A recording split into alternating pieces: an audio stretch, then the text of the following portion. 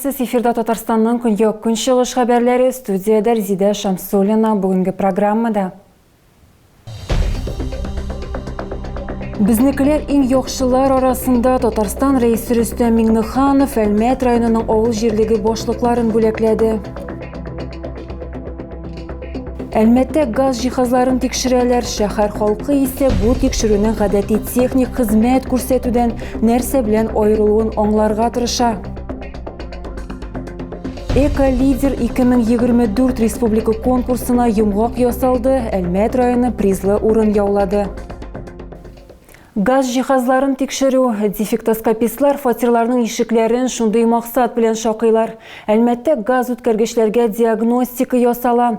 Шәһәр халкы исә бу тикшерүнең гадәти техник хезмәт күрсәтүдән нәрсә белән аерылуын аңларга тырыша. Моннан тыш кайберәүләр мондый усул белән фатирларга мошенникларда эләгергә мөмкин дип саный. Махсус җайланма ярдәмендә дефектоскопист подъездагы газ үткәргечне тикшерә.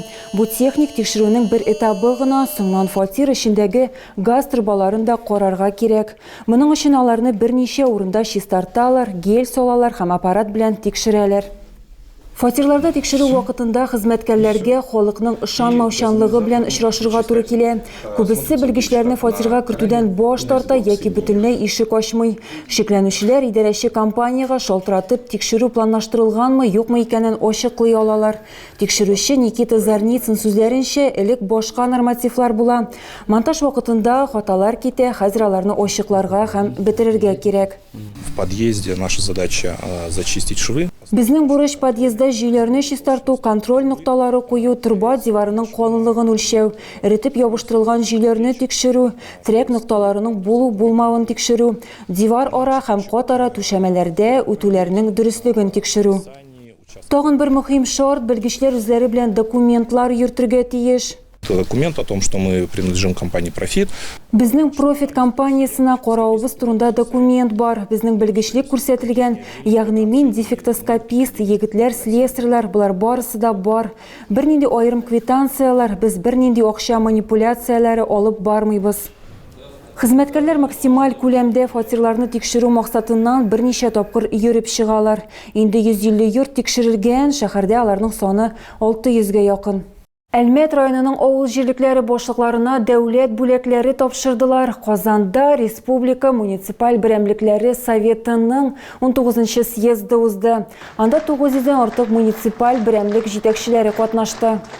Кичә авыл җирлеге башлыгы Галина Туманова Татарстан Республикасының фидакарь хезмәт өчен медале белән бүләкләнде. Аның эш стажы 30 елдан артык. Татарстан Республикасы алдындагы казанышлары өчен бүләген быел апрель айында махсус хәрби операция зонасына киткән Түбән Мактама авыл җирлеге башлыгы булган Рамил Бадретдиновка тапшырдылар.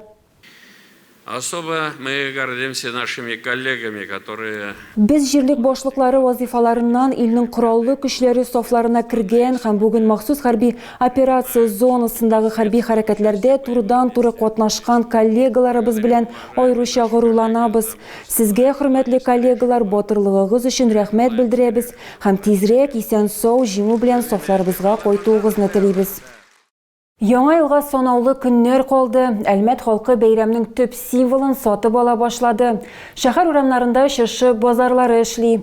Сатучылар төрле зурлыктагы чыршы һәм нарат тәкъдим итәләр. Әмма сату нокталарының кайберләре санкцияләнмәгән булып чыкты. Экология департаменты рейд үткәрде, анда законсыз сәүдә нокталары ачыкланды. Сатучылар белән хукук бузуларны булдырмау турында әңгәмәләр үткәрелә, беркетмәләр тапшырыла. Агымдагы елда чыршы базарларын урнаштыру урыннары электрон аукцион уздыру юлы белән гамәлгә ашырылды. Аның йомгаклары буенча сату өчен бердән-бер законлы урын Ленин урамы 126-нчы йорт адресы буенча урнашкан территория. Баулыда ел хатын-кызы, ел ир-аты хатын-кыз карашы республика конкурсының зона этабы тәмамланды. Әлмәт районыннан төрле номинацияларда 10 кеше катнашты. Аларның 9-ы конкурсның киләсе этабына үтте. Араларында Әлмәтнең беренчеләр хәрәкәте җитәкчесе Зөһрә Кармакаева да бар. Ул хатын-кыз лидер номинациясында чыгыш ясады. Для меня быть лидером — это все время двигаться вперед. На конкурсе «Женщина года» в номинации «Женщина-лидер». Конкурста дүстәне атмосфера хөкем сүрде. Без катнашучылар белән таныштык. Командамны сынатмадым дип саныйм.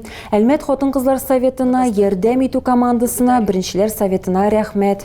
Конкурсның максаты төрле өлкәләрдә зур уңышларга ирешкән хатын-кызларны ачыклау һәм бүләкләү, аларның социаль активлыгын арттыру һәм гаилә кыйммәтләрен ныгыту. Зона этабында барлыгы 50 конкурсант көч сынашты. Эшлекле дүшәмбедә яңа билгеләнү турында хәбәр иттеләр. Хәзер Татарстан Республикасы экология министрлыгының Көньяк-Көнчыгыш идарәсе җитәкчесе итеп Илдар Набиуллин билгеләнде. Хезмәт юлы дәвамында ул төрле вазифалар башкара. Шул исәптән шәһәр автомобиль юллары идарәсе директор урынбасары һәм директоры, Әлмәт муниципаль районының экология һәм төзекләндерү департаменты һәм үсеш департаменты директоры була. Эко-лидер 2024 республика конкурсына йомгак ясалды. Әлмәт районы муниципаль берәмлекләр территориясендә әйләнә-тирә мөхитне саклау өлкәсендәге казанышлары өчен номинациясендә 3нче урынны алды. Башкарылган эшләрне бәяләү өчен критерийлар булып халыкны экологик агарту, экологик чаралар оештыру, яшелләндерү мәйданы, чишмәләрне төзекләндерү, шулай ук үткәрелгән өмәләр саны тора. Безнең районда алар 50дән артык иде. Әлмәттә яңа ел кәефе хөкем сүрә. Хәзер шәһәрнең үзәк чыршысында да утлар кабынды. Әлеге вакыйга уңаеннан шәһәр халкы өчен күңел ачу программасы әзерләнгән иде. Җыр биюләр, балалар өчен аттракционнар, шулай ук тамашачыларның күңелен аниматорлар, фокусчылар, артистлар күрде. Дорогие Дедушка Мороз, Снегурочка, как же мы рады вас видеть! Зрители наши уж и пели, и танцевали.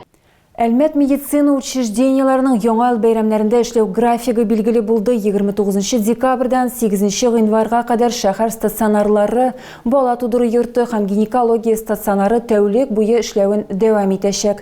Белгечләрнең эш режимы белән безнең сайтта танышырга мөмкин. Моның өчен экранда күрсәтелгән QR-код буенча күчәргә кирәк.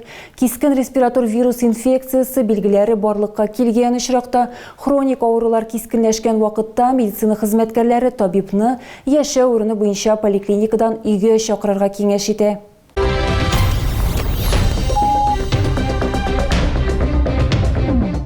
Тагы да күбрәк яңалыклар һәм тапшырулар белән безнең сайтта таныша аласыз. Без социаль челтәрләрдә дә бар, хәбәрләр юллагыз. Бүгенгә менә шулар. Мин сезнең белән сау булашам. Исән-имин булыгыз.